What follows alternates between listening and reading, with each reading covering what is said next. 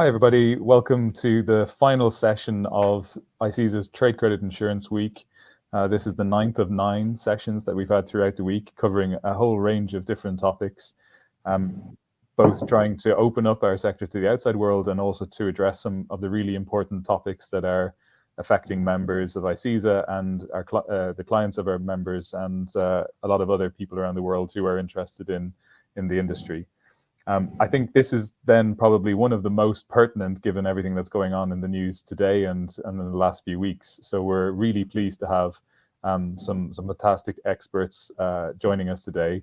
We've got Henry Smith, who's a partner at Control Risk, and we've got Katie McDougall and David Harris, who are partners at Norton Rose Fulbright in the London practice. Thank you all for joining us today. To give a little bit of context for why we've put this session on before I hand over to the guys to get underway. Our members are dealing with sanctions on a regular basis. It's part of their day job, but there's a very rapidly changing environment out there. Sanctions are updated and change on a regular basis. New people are being added, and as things like the war in Ukraine progresses and there are new political developments related to that, more and more sanctions are put forward by different powers. So keeping track of that is always a challenge, and that's one of the big things that our members have spoken to us about. I think on top of that, the fast-changing environment, coupled with sort of possible changes in enforcement, which maybe we'll hear a little bit more about later, and I think an increased risk of reputational damage, as well as the awareness of heavy penalties that can come from breaching sanctions. There's a real pressure to get things right, and that's what our members want to do, and that's what we want to help people to figure out. We've heard a lot. We held our annual meetings in Helsinki in June, and one of the big topics that we had there was sanctions. What types of things are people doing? People are investing heavily in their compliance systems, do machine learning, to use a lot of automated systems to try to track these things, and a lot of review processes as well. But that's not the only thing that needs to be done, and hopefully we can hear a little bit more about that from our guests today. So without further ado, I'll pass over to you folks in London and give you the floor. Thank you. Thanks, Daniel. I appreciate the introduction. As we don't have name tags in front of us, just say I'm David from NRF. I've got Henry here from Control Risks, and Katie as well, one of my partners in the sanctions practice. We're going to try to keep our presentation to about 45 minutes today, and then leave some time for questions at the end. If we don't get to all of your questions, we're very happy to follow up with you after the session. And you'll see that some of the slides have quite a bit of detail in them. We did that on purpose, just so if there's anyone who wants to request those after and take them away, we thought they might be a bit of a useful reference for you. In terms of the agenda for today, first of all, we're going to touch on why we're here. So why sanctions is an important topic, which Daniel has already neatly set out there as well. We'll look at mapping the risk, and that's really walking through how we approach sanctions issues and how we break them down. We'll take a look at some of the key jurisdiction points covering the EU, UK, and the US. So when do they apply? We'll take a bit of a focus on Russia, including the insurance restrictions that are currently in place, and then take a look at some of the enforcement trends and mitigating the risk and how you can try to protect yourself from some of the sanctions exposures that we'll be talking about. So I'll just briefly start by making 3 headline points, and I'll leave Henry to do some of the scene setting shortly in terms of the political drivers around sanctions and the general outlook. But firstly, I think just to highlight that the insurance sector is a focus for sanctions policymakers and authorities. And we've experienced that very much over the last 6 months, where insurance was really one of the first sectors to feel the immediate effects of the Russia sanctions. And it was hit with a lot of uncertainty at the time, where prohibitions were brought in very quickly without wind down periods, without general licenses, without guidance. And all of that took quite some time to sort of work its way through, particularly in the aviation sector very, very early on. And we were planning to say that things have settled down in terms of new sanctions, but the EU have just announced an 8th package of sanctions yesterday in response to the escalation by Russia via the apparent elections which have been held in the Russian occupied territories, and some of the details of that are yet to come out. But I think it's fair to say the sanctions are here to stay, and the sanctions authorities are very much gearing up for them to be in place, particularly in respect of Russia, for quite some time.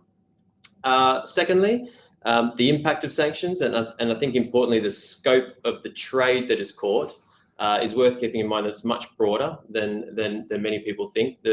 The regulations were drafted quickly and in a number of areas not very well, and so there's still a lot of uncertainty with prohibitions drafted in very broad and sort of blunt terms, and we'll come on to some of those examples later when we touch on Russia and some of the insurance-related restrictions. Thirdly, and finally, sanctions are front page news, and so even those organisations that probably weren't as impacted back in 2014, again in the context of the Russia sanctions, and maybe did not need to take as much notice just because of the risks to their business, are certainly taking notice now, and we're seeing sophisticated organisations really stepping back and doing complete overhauls about the way they're looking at sanctions and how to comply. And looking at that next phase of work, which I think is looking at risk assessments and reviewing your contractual arrangements that you have in place. And in an insurance context, we're certainly seeing more visibility over activities of underlying insurers as well, where you've got insurers and brokers, etc., asking a lot more questions about the underlying risks, and we'll come on to that in a bit more detail shortly. And I think the reason that they're doing that is to gear up for the next phase, which is potential enforcement and disputes arising from the sanctions as well. But with that, I'm going to hand over to Henry, who's going to look at some of the political drivers around sanctions and a bit of an outlook of where we are. Thanks very much, and thanks everyone for joining us today. So my role in this is to talk a little bit about the politics and policy of sanctions. And we're taking a global view here rather than doing a deep dive on any specific jurisdiction, but I will conclude with a few comments about Russia.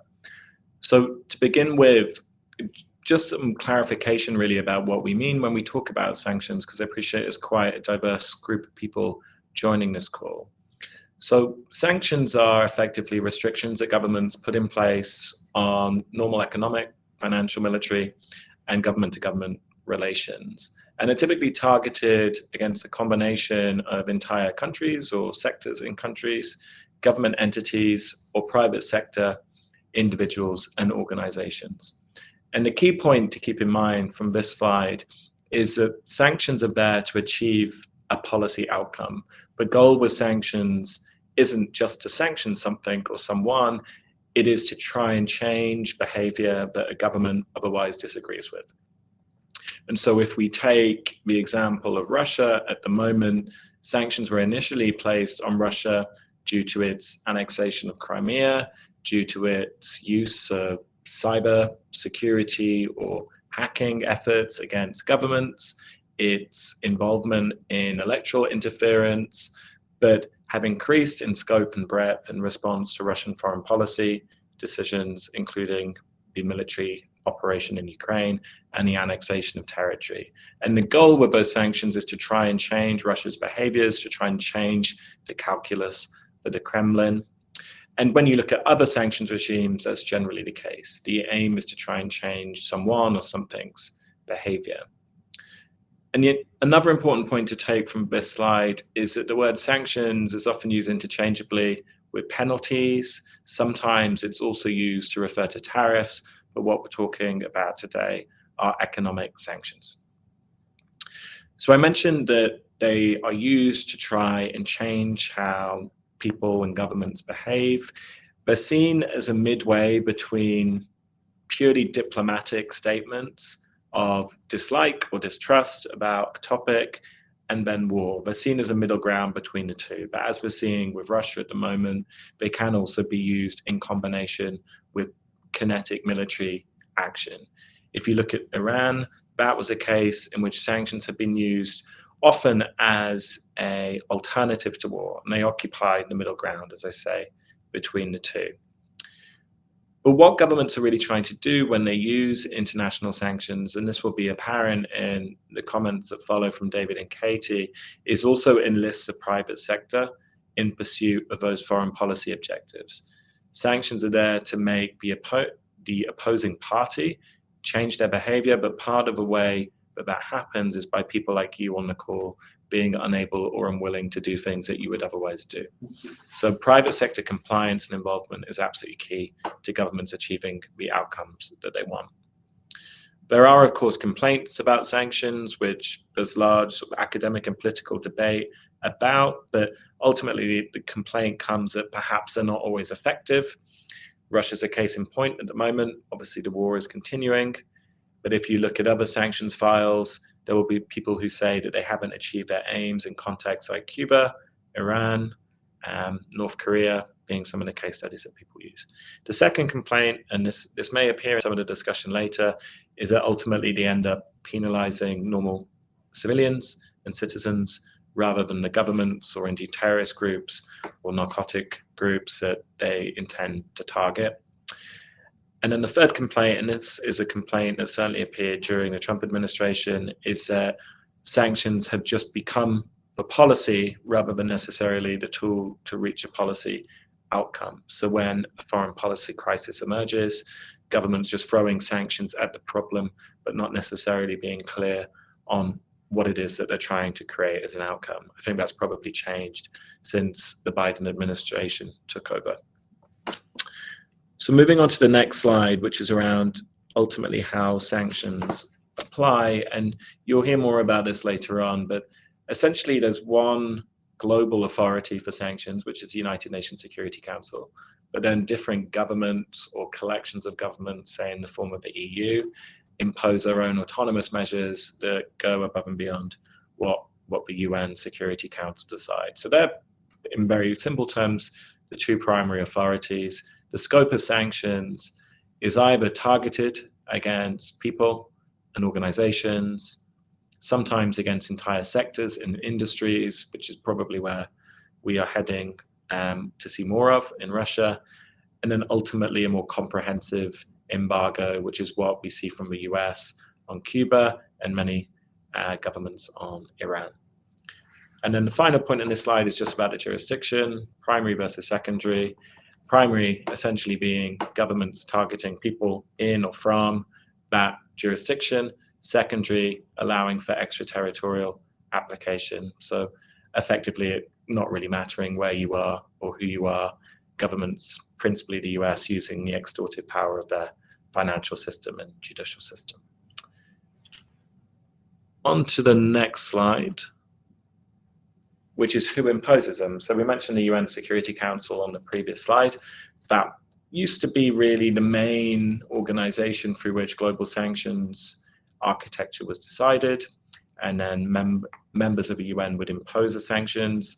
That really hasn't been a forum for successful decisions on sanctions since 2011.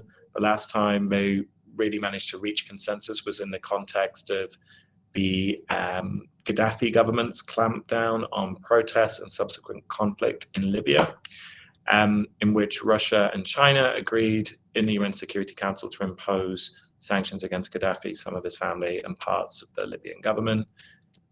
That was perceived by Russia and China as then being used to overstretch the mandate of those sanctions and the UN Security Council resolution, and ultimately, in their view, being used to pursue regime change in Libya, which wasn't what China and Russia wanted to see in very simple terms. So since then, in other global crises such as Syria, and obviously more recently, the Russia and Ukraine situation, the UN Security Council hasn't been a route for sanctions. So although the UN has typically been the most legitimate forum for setting sanctions, increasingly it has been, certainly the US and more recently the EU that has been the forum in which essentially the sanctions that are most relevant to most of you on the call have been set and agreed. Moving right along that slide, there's 4 Western allies that we've put up there as countries. In most sanction settings, there's quite close alignment between those jurisdictions and the US and the EU. Notable example of divergence has been on policy towards Iran, where the US has really been the outlier in terms of its sanctions regimes. The next column is different financial hubs around the world. Switzerland and Singapore being two notable ones there. In previous cases, those governments mainly aligned with the UN Security Council. At times, Switzerland has aligned with the EU, but what has been a sea change with the sanctions against Russia is both of those governments have imposed, in very similar terms, sanctions against Russia that have aligned with the US and the EU. And that's a whole political debate about why that's happened and whether it was a good idea. What I would say is that if you look at Russia and the imposition of sanctions on Russia, you've generally seen an alignment between countries who have similar political systems, have similar views of how the international system should be governed, and the rules-based order, as it's known. The major outliers, as many of you will be aware of, have been governments like India, China, Brazil, and then the GCC economies, most notably the UAE. And I think if we move the conversation perhaps later in some of the questions into risks of sanctions evasion, then these will be economies where there are quite pronounced risks to insurers and the clients that you underwrite.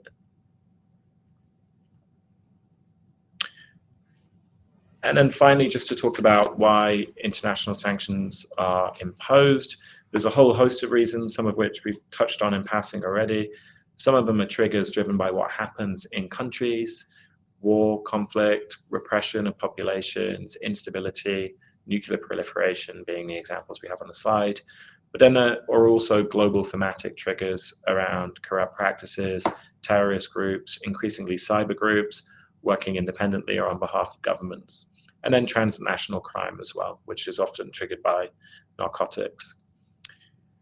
In the middle, you can see human rights. This can obviously happen at a country level, but what we've seen more of initially from the US through the global Magnitsky sanctions regime is essentially the ability being accorded to the US executive branch to impose sanctions on anyone around the world that it deems to be conducting human rights abuses. And this is something that other governments have picked up on, and indeed I think will become an increasing feature of how governments deploy sanctions. My last comment on this slide is really just something to think ahead to, and I think this is very relevant to insurers. There has been some initial discussions in certain government quarters about how sanctions could be used as a deterrent for and a punishment of very egregious environmental harm, given the growth of the climate agenda in many of the countries that you guys on the call will be representing. So for now, that's all from me. Great. That's great, Henry. Thank you very much. We're going to move on to Katie's favourite slide, so I'll let you take over from here. Yes. Hi, everyone. I think there are quite a few people on the call that may have seen me present before, and they will have seen this slide before because we always use it. But there's a reason we always use it, and that's because it represents a mind map of how we approach any sanctions issue, whether that's looking at a particular transaction, whether it's negotiating a contractual clause or working out how a contractual clause will work, drafting sanctions compliance policies and procedures, or dealing with an investigation or eventually a dispute. And so we thought we'd give you a little bit of insight as to how we approach sanctions problems. And so hopefully that will help you in your organizations when you approach sanctions problems. So it's almost sort of like a clock. If you start at 12, there's always two questions that you have to ask when approaching a sanctions issue. And quite naturally, because of what's in the press and how sort of sanctions are reported on and generally understood, everyone jumps to the second one. But actually, it's really important to do them in the right order. And the first question always has to be, who must comply with what sanctions? So who are you considering? Are you considering your own organization? Are you considering your counterparty? Are you considering your member, your insured, whoever you're considering, your banks? What sanctions do they actually have to comply with? And then it's the second question, which is, are they in breach of those sanctions, that most people go to first. But in order to get to that second question, you need to start with the first question. So jurisdiction, really, really important. And I'm going to come on to in a second talking about how you work out that jurisdictional position for each of the major regimes. If you then move around right, a lot of people, I mean, I think the general kind of knowledge is definitely increased since the Russia situation, but I still think generally most people, and I'm sure not people on this call because you probably have done a fair bit of sanctions work, but in the general public, most people think about sanctions as someone on a list. So there's someone on a list, and if I have to comply with the sanctions, I can't do any business with them. And it certainly is the case that there's still a lot of list-based sanctions, but more and more, and I think Henry touched on this, each of the major regimes are moving towards other types of sanctions to try and stop whatever the foreign policy objective is. So lists are still important, and we're going to come on to some details around lists, but they're not the be all and end all, and you've got to keep going round. The next is what country am I dealing with? And this used to primarily be a US issue because there are comprehensively embargoed countries under the US regime. So it may be that it doesn't matter who you're doing business with in that country or what business it is, you just can't do anything in that country. So for the US, that's the Iran, Syria, Cuba, etc. And then, as I said, moving a bit further around, there's now sanctions, and this is particularly the case with the sanctions in Russia that have been introduced since the war began, that target particular type of trade. So it's not necessarily about who you're doing the trade with, or sometimes, and we'll come on to this, how it affects the insurance industry, but even where the actual trade is taking place, it's about what trade is taking place, and is it a breach of sanctions for you to engage in that trade? So that's kind of the sanctions at law position, I guess you could say. But then on top of that, very importantly, are your contractual obligations. And I'm going to come on to how to potentially use contractual obligations and drafting to protect yourself. But many people, in fact, almost everyone that we deal with, will have some sort of sanctions obligations that are contractual as opposed to at law. So financing arrangements under their insurance, and often they will be wider or different to what their obligations at law are. And the classic example I always use is, most facility agreements, for example, will say you borrower cannot use any money in a country that's targeted by comprehensive sanctions. Now, if the borrower is a non-US company, there's no US nexus to their transaction, quite legitimate for them to go and do business in Cuba as a matter of sanctions law, but under their facility agreement, they won't be able to do that. And there are obviously much more complex versions of that equation, but that's the most basic kind of way. So you need to always be thinking about what your contractual obligations are. And then there are also other things to consider, which are up in the left-hand side. So how does your disputes clause fit in with your sanctions clause? Also, how does your force majeure clause fit in with your sanctions clause? And that's something that we're seeing a lot in agreements that perhaps don't have well-drafted sanctions clauses, or sometimes don't have sanctions clauses at all. How does your force majeure clause react in the situation that you've found yourself? Are there any licenses available? There are general licenses, specific licenses you would have heard about. What are the terms of those? Do we fit within them? What's your company policy? We're going to come on to jurisdiction, but the policy of your company may be to comply with US sanctions, EU sanctions, UK sanctions, Japanese sanctions, etc. Even if at law you don't actually have to comply with those sanctions. And then also finally, there's various different entities that have reporting obligations in the different regimes, lawyers being one of them in the UK. So that's kind of how we map the risk.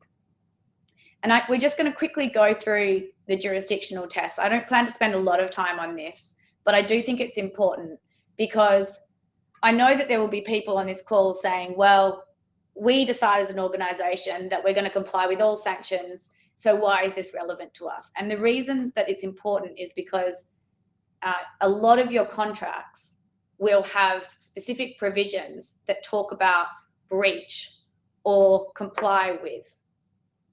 And that sort of language, it won't react in the way that you want it to react if, as a matter of law, you don't have to comply with a certain type of sanction. So using my Cuba example, a lender may think in that situation, if it says, you borrower will not do any activity in breach of sanctions, and sanctions is defined as capital S sanctions, and it includes trade in certain countries, a non-US person going and doing trade in Cuba will not be breaching US sanctions, as provided that that trade has no US nexus. And so the way that you might think the contract react, it doesn't actually react in reality. And also, I think the point that I think people used to sort of think that if you complied or you acted in accordance with US sanctions, you are sort of covered for all other regimes.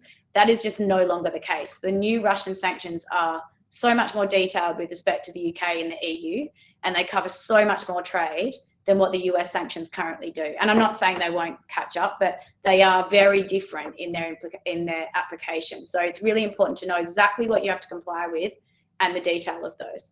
So for the test in the EU and the UK, they're quite similar. It's in the UK, any individual entity that's physically in the UK, and then anyone that has a UK nexus. And that's not a defined term. It includes lots of different things. One of the ones that catches people out, there's any business done in whole or in part in the UK, which would include processing payments or a UK bank account, not necessarily a GBP denominated transaction, but if the payments are actually being made into a bank account in the UK. And then outside of the UK, so any UK incorporated entity, wherever it's located, and the one that sort of catches people out there is branches of a UK company, and then any UK nationals, wherever you are. And then in the EU, it's quite similar. Entities incorporated in the EU nationals, wherever they are, aircraft or vessels under the jurisdiction of an EU member state, and that will be the same in the UK. And then anyone physically within the EU or any person doing business in whole or in part in the EU. One of the ones that catches people out, which I'll just quickly note, is non-EU subsidiaries or non-UK subsidiaries. Technically, those do not have to comply with EU or UK sanctions. In reality, usually there is some back office function or a decision being made by a board in the EU or the UK. And so practically speaking, they will have to comply.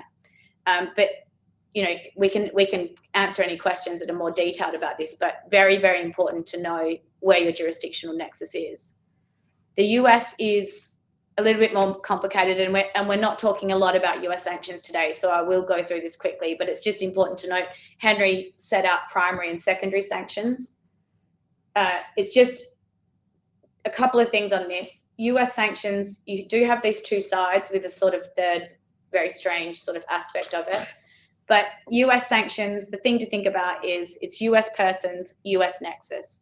And US nexus can be created by US persons involved or the use of US dollars, because US dollars generally processed through a US bank account in the US. And so any US dollar transaction, it's primary sanctions, US primary sanctions you need to be thinking about. So that's the left-hand side.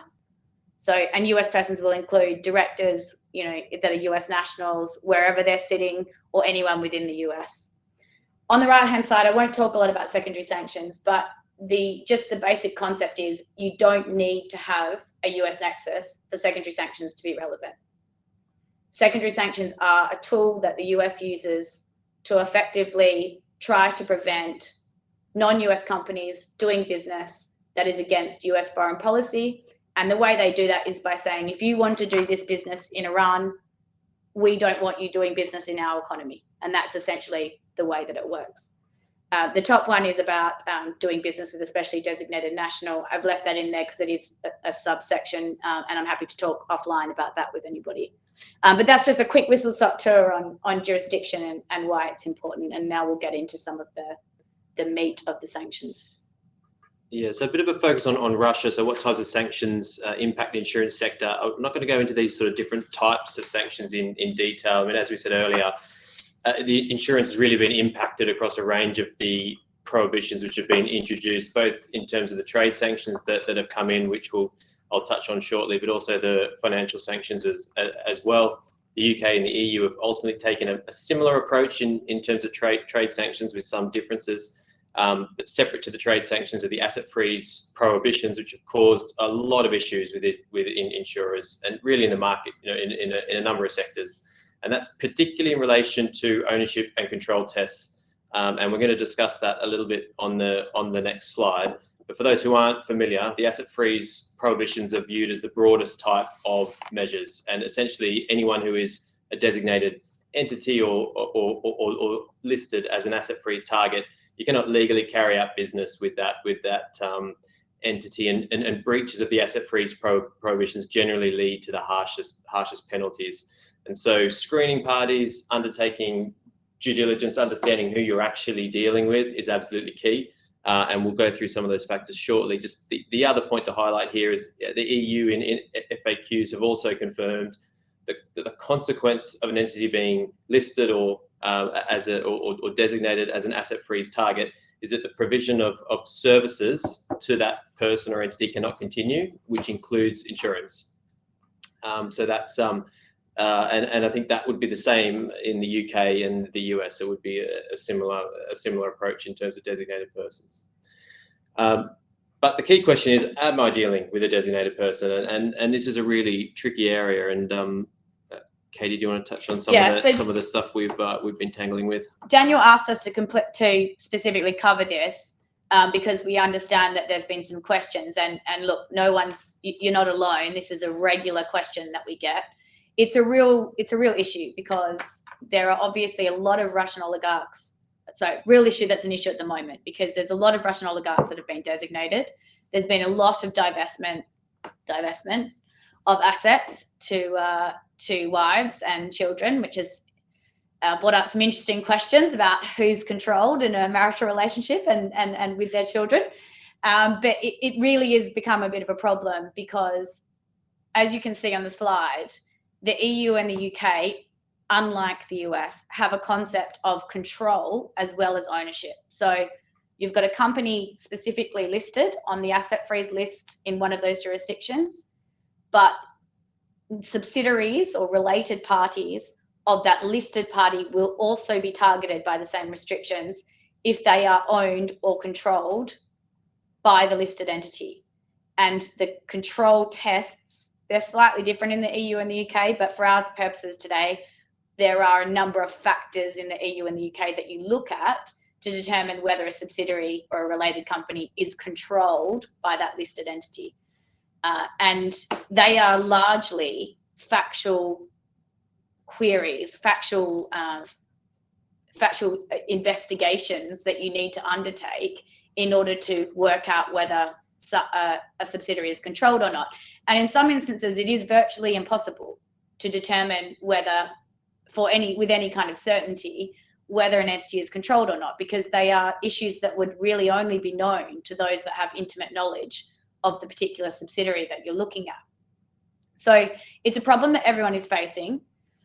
Ways that we're dealing with it with our clients is that quite often there will be some sort of, well, first you do your own due diligence. Don't rely on other people's due diligence.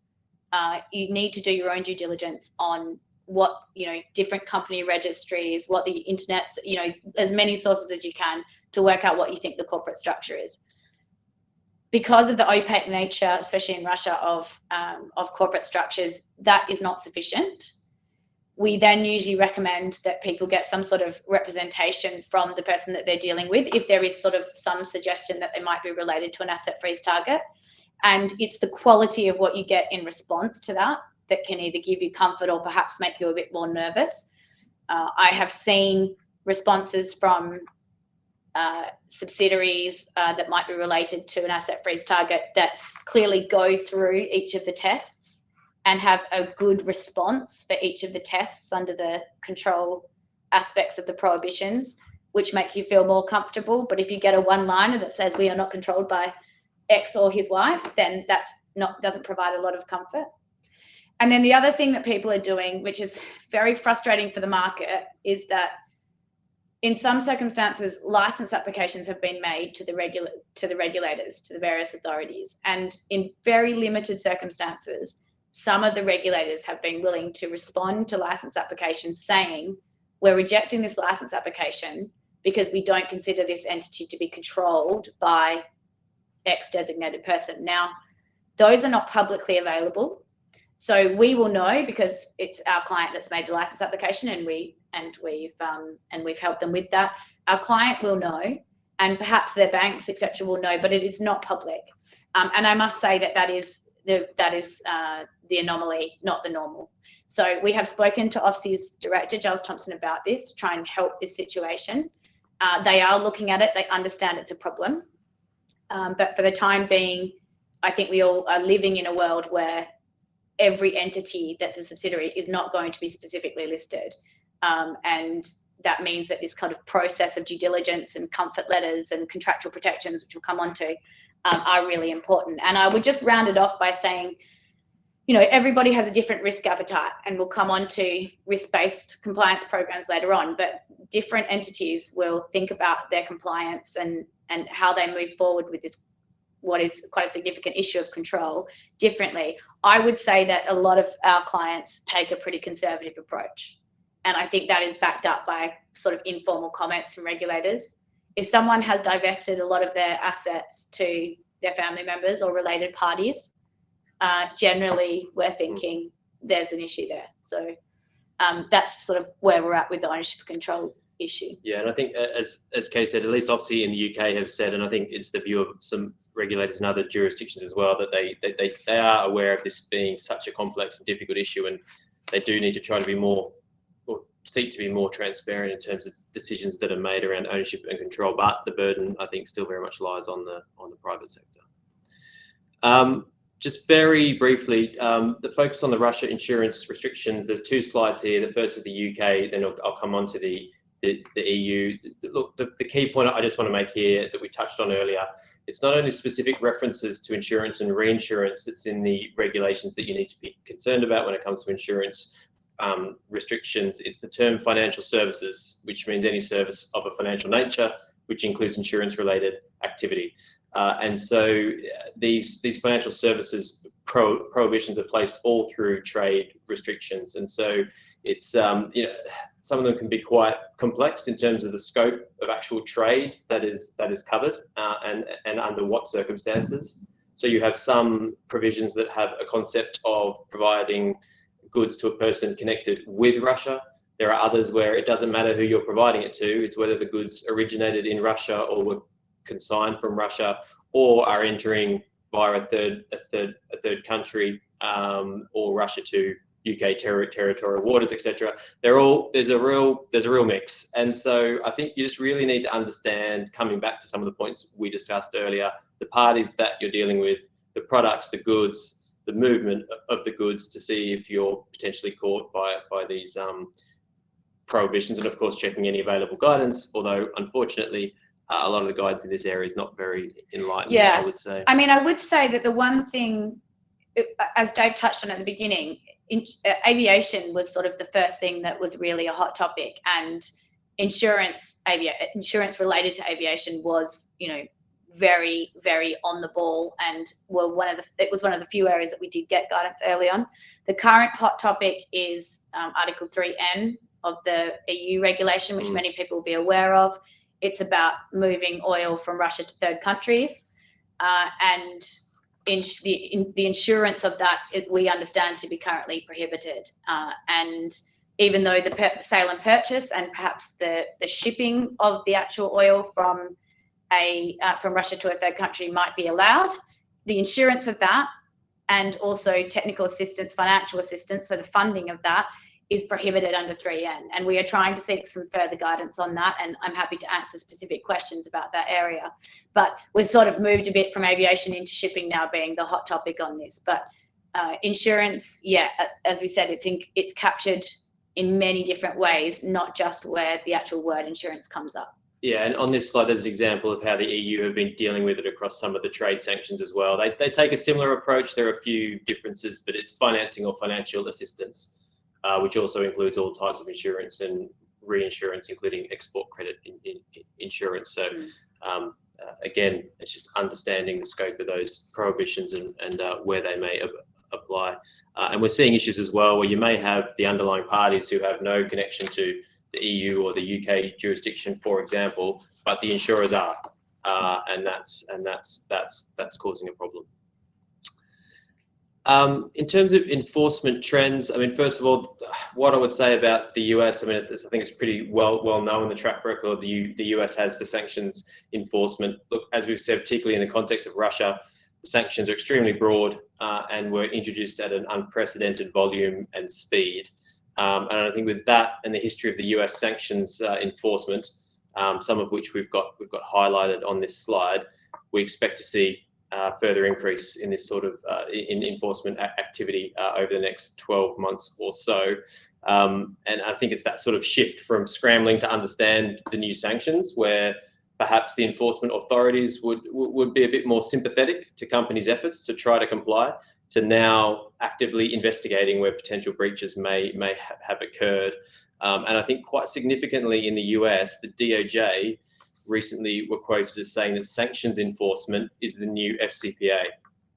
And in March this year, they also set up a task force dedicated to enforcing a very broad range of the sanctions that sort of the US have imposed. And those who may be familiar with the long history of large FCPA cases certainly signals the intention of where the US may be heading. And then we've already got enforcement action, haven't we? We probably get one a week of some form of enforcement action relating to Russia that's being taken by OFAC or State Department. So yeah, they're certainly the first movers here. Look, in terms of EU, and I've actually got Germany on the slide. I've just realised that's in error. That should be EU and UK.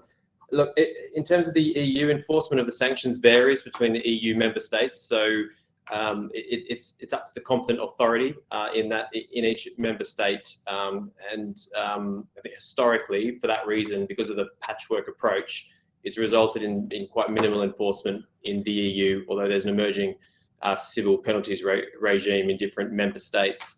And having discussed this with some of our colleagues in Germany, Paris, and also in the Netherlands, they are seeing increased activity in terms of investigations by competent authorities. And so I think the trend of increased enforcement does appear to be moving in the same direction, at least in some of the member states. Looking at OFSI is responsible for enforcement of financial sanctions in the UK. We've just got there the types of penalties, maximum penalties that they can impose. I should say, in addition to the civil monetary penalties, breaches of sanctions is also a criminal offence for which individuals can be sentenced up to 7 years imprisonment. OFSI has issued a number of penalties in the last few years. Actually, most recently this week, it was an interesting case where a designated person made wine available for a wine competition, and that was held to be an economic resource. So I think quite a broad interpretation there of economic resource. I think signals OFSI's intention to be taking more action. General trends, sort of outlook on the EU side.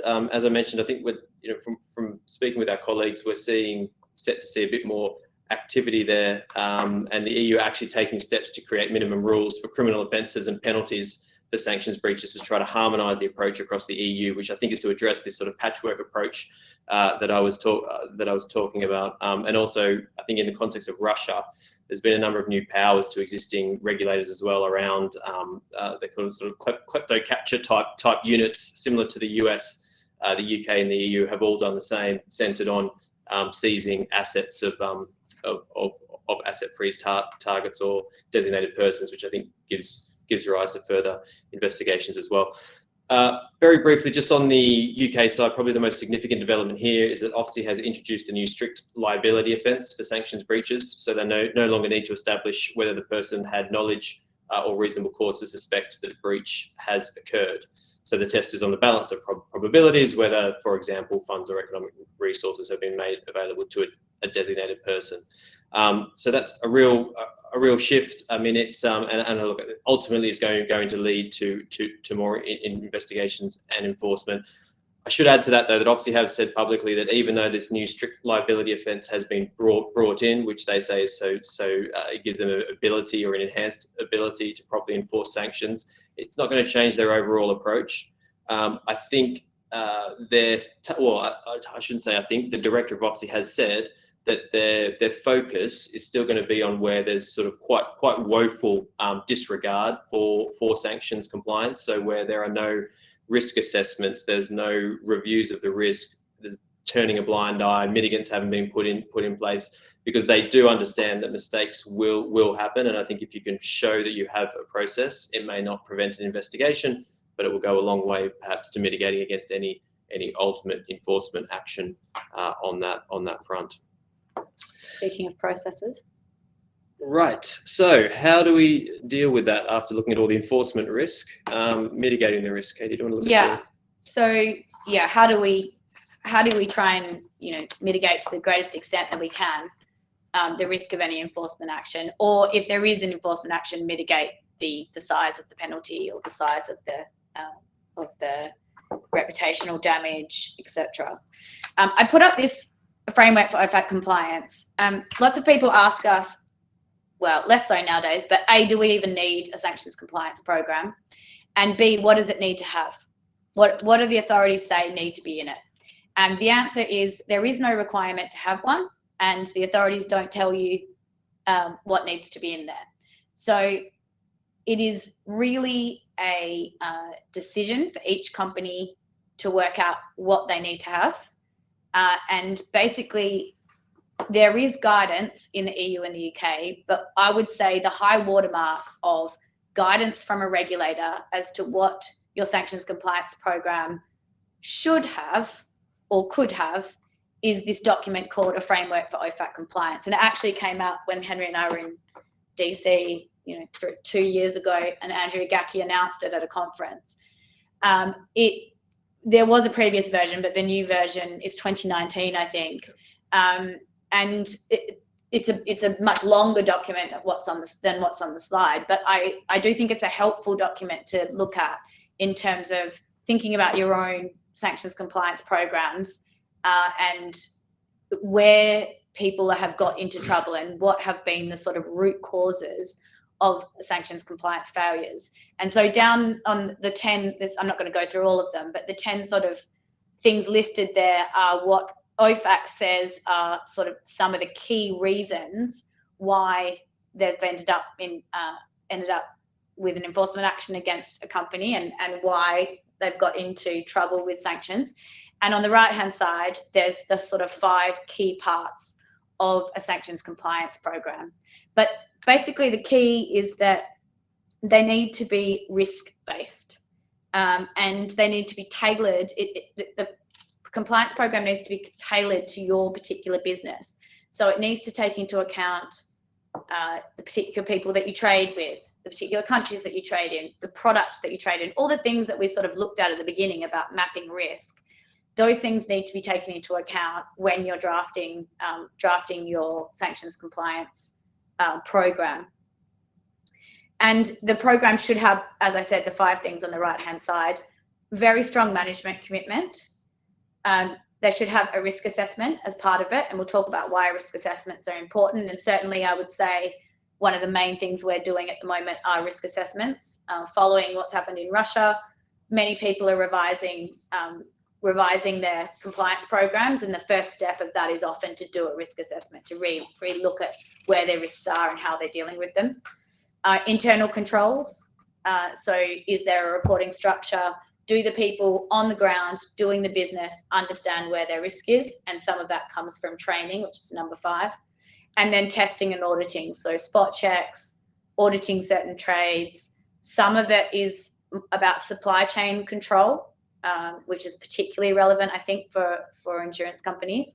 There is a lot more onus on people understanding their supply chains and what's happening, as opposed to sort of saying, well, my direct person that I'm dealing with is not a sanctioned party, is not doing something in breach of sanctions, and that's all I'm required to do. The regulators are definitely moving down whether rightfully or wrongfully, moving down a path of, you have to know your customers all the way down the line and what they're doing. Do we want to move? You can just move on to the next one. So one of the aspects is risk assessments. I, again, don't intend to go through all of it, but what your risk assessment looks like will depend on your type of business, and that's something that we help clients with all the time. But there's 2 reasons why you make sure that you have good compliance programs that include risk assessments and training, etc. One is, of course, and most importantly, to stop you breaching sanctions, to stop any enforcement action, to stop a dispute over sanctions, to protect your reputation, and also to make sure that you avoid practical issues that arise in relation to sanctions, which often are kind of the main thing that comes up. Stop your banks stopping payments coming through to you or payments that you're making. But of course, the second reason is that if you do get into an unfortunate situation, you want to be able to show to a regulator, these are the things that I've done. These are the processes and procedures I've followed. David has talked about strict liability in the UK. It is also strict liability in the US. And in the EU, it's if I didn't know, ought reasonably not to have known that something would be in breach. So it's certainly helpful straight off the bat on the EU if you can show that you have a really good process in place and that this was sort of what's happened was a one-off. But equally, as David said, and it's the same in the US, a sanctions regulator are looking for negligent, egregious, woeful breaches. If you can show that you've done a really good risk assessment, that you have good management commitment, that you have good testing, good training, the likelihood of being enforced is much lower, and any penalty that you get is also much lower. Yeah, I mean, risk assessments is really are central to everything and in informing the policies and procedures that you want to put in place. So we'll just end with a couple of minutes on contractual protections. So we were in a conference in Munich last week, and which is why it says Germany on the slide. And David and we followed an insurance broker, an aviation insurance broker, who gave a sort of 20, 30 minutes on what had been happening in the aviation sector over the previous 6 months. And he said he didn't think he'd ever looked at ABN 111 for probably the 40 years or something he'd been in the industry.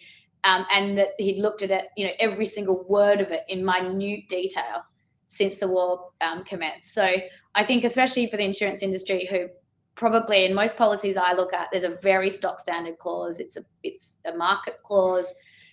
What is in your contracts, what is in your policies, is now more vital than ever. And there's many reasons why you have contractual clauses. You don't need to put a sanctions clause in, but I think everybody here would strongly recommend that there is a sanctions clause in. There is no one size fits all. Again, it's very dependent on the business that you're doing, what you're trying to protect against, who your insured is, what sort of trade they're involved in. But there's many reasons why you have one. First of all, it sets out your contractual rights if something goes wrong, and that's what we're dealing with every day at the moment. Russia trade, there are things that have had to stop, and what are your contractual rights in that circumstance? Are we going to end up in a dispute, or is there an easy way to get out through termination or some other thing? It's good due diligence, because up front, if someone can't sign up to the contractual clause you want them to sign up with, that's a red flag. That there might be an issue. It mitigates the risk of breach. We've talked about enforcement, but the reality is there's so much trade going on, things will slip through. So often your actual risk comes from contractual breaches and potential disputes and litigation.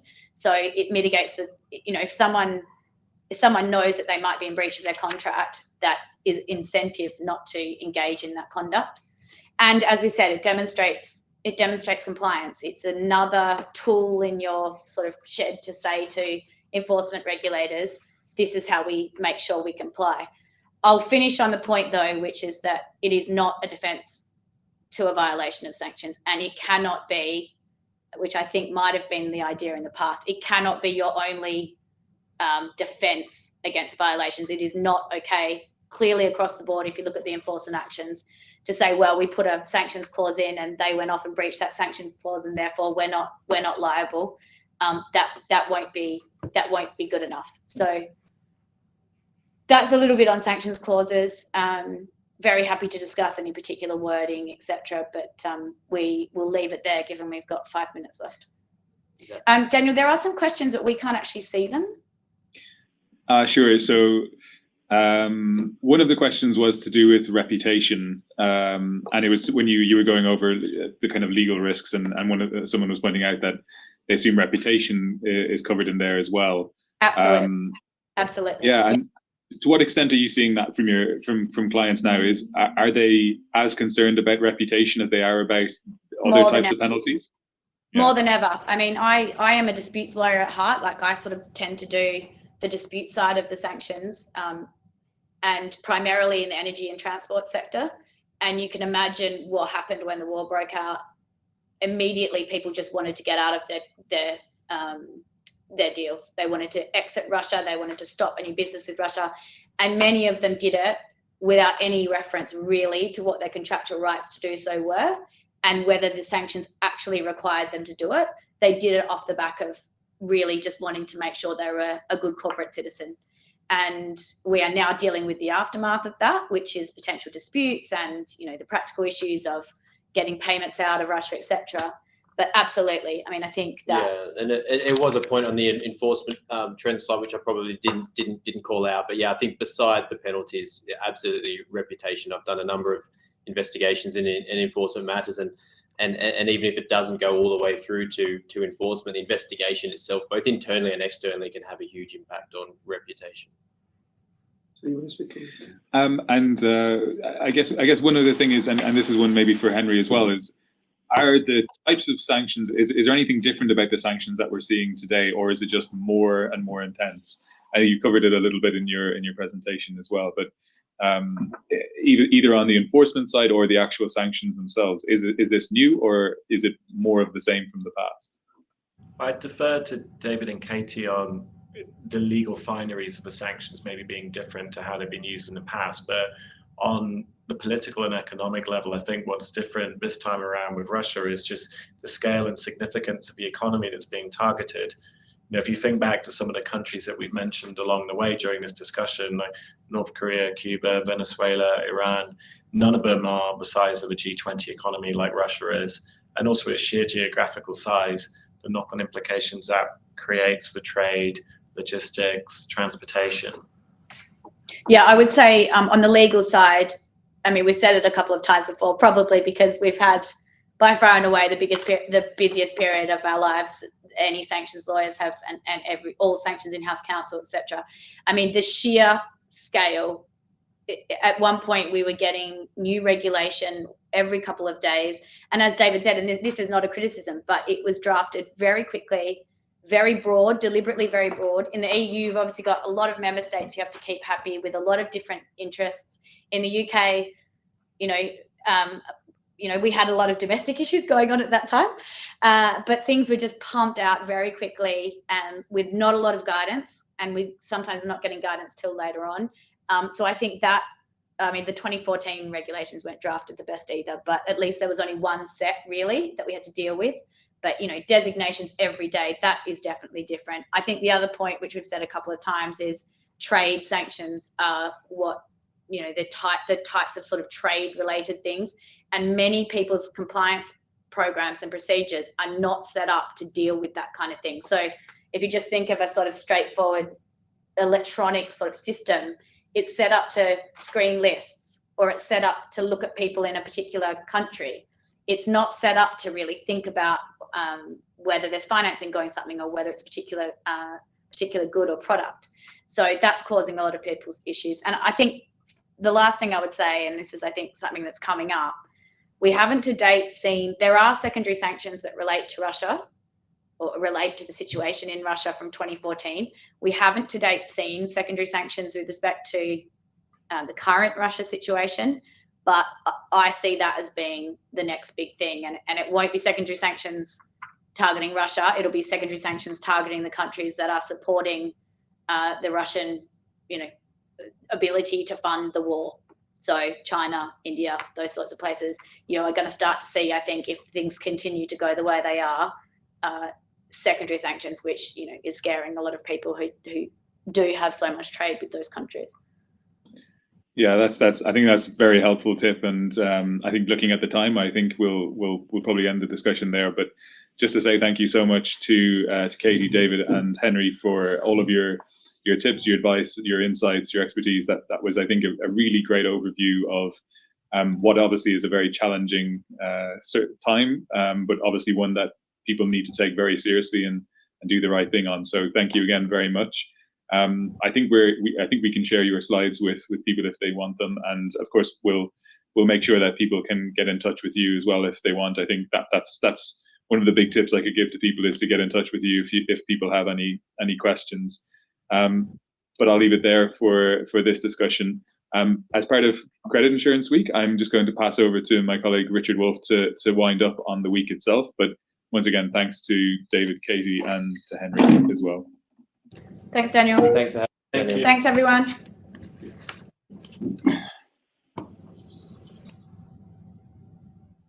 So, ladies and gentlemen, this concludes the first ICISA Trade Credit Week. We endeavored to bring you a variety of topics, and that ranges from the die-hard technical topics of today to the more strategic issues like the changing patterns of trade, and like, for instance, what we are going to do with talent in the future. The primary goal is to raise awareness of our product. And did we reach this? Let's say, I'd like to think that we made a start. Making trade credit known to the general public is an important function of ICISA, and we take it very seriously. In order to adequately use and market a product, one needs to know that it's actually there.